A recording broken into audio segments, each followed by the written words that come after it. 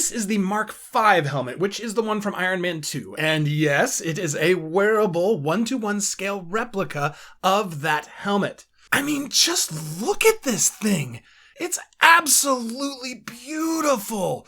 The sculpt of the helmet is incredible, and the paint job is immaculate.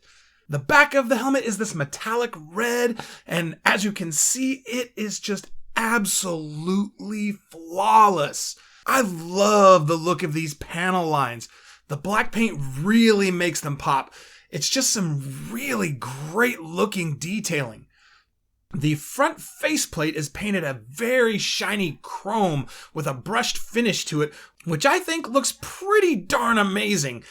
Is it accurate to the movie? Yeah, not really, but it still looks sick.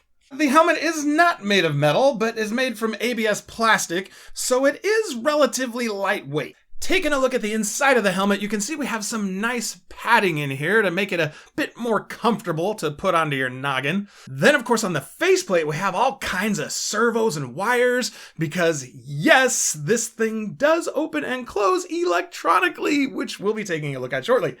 Behind the padding on the back of the helmet is our battery compartment tucked away in this little pocket here, and it uses 4 AA batteries. Okay, now we're finally getting to the good part. First, we need to turn the power onto our helmet, though, using the little switch here on the chin. Now, there are a few different ways you can interact with the helmet. My personal favorite is the touch controls. You simply touch the side of the helmet like this. Pretty cool, right?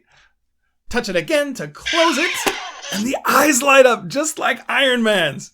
Now, if we switch over to the other side, when I saw this, I couldn't get out my wallet fast enough and click buy. Check this out. Freaking sick, isn't it? I just think it's way too cool the way the mask opens up and closes in sections like this. This is not all this helmet does, though. It also comes with a remote control that offers some additional functionality.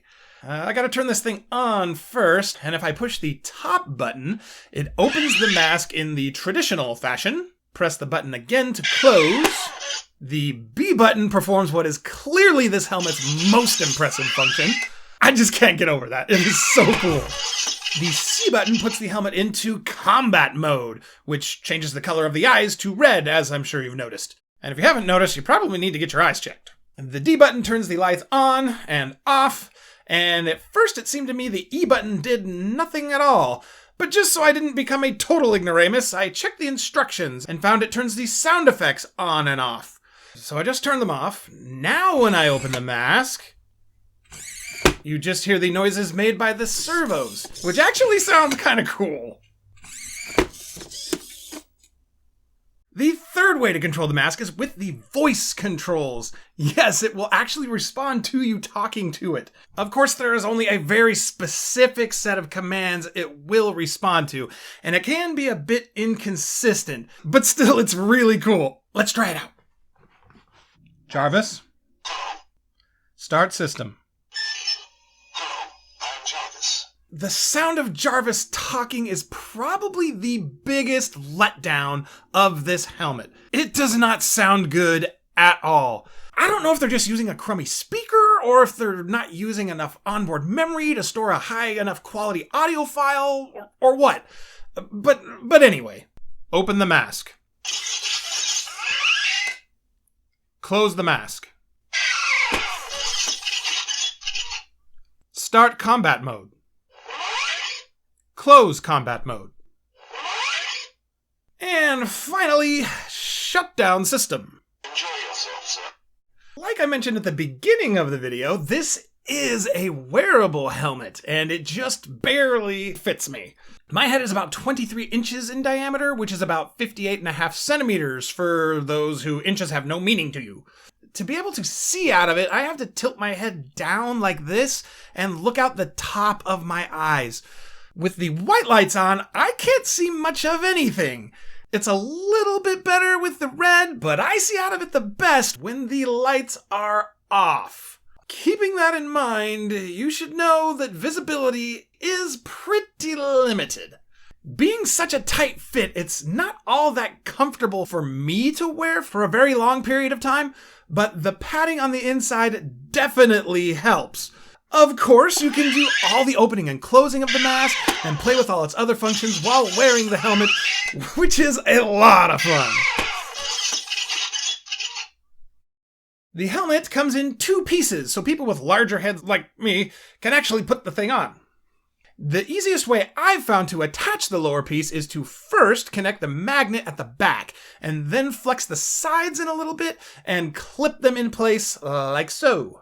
So I ordered this guy from toyswonderland.com back on March 6th, 2021. Yeah, you heard that right. I ordered this thing a year and a half ago, and it finally arrived on my front porch August 20th, 2022. Most of that massive delay was of course due to the pandemic, so even as much as it sucked having to wait that long, I feel it was worth the wait. Because of how long it took, though, this particular model is no longer for sale on toyswonderland.com. But they do have a new, arguably better version now called the Killerbody Ironman Mark V helmet. The main difference with the new model is rather than the super shiny chrome faceplate, it has a matte brushed finish, which is more screen accurate. And for an extra $100, you can get it with a stand that doubles as a Bluetooth speaker. No, this is not a product that is going to change your life, make you lose weight, or help you get women. But dang, is it cool! If this Iron Man helmet is a bit out of your price range, I've got something equally cool, but much less expensive you need to check out in this video here. It just may be the helmet you're looking for.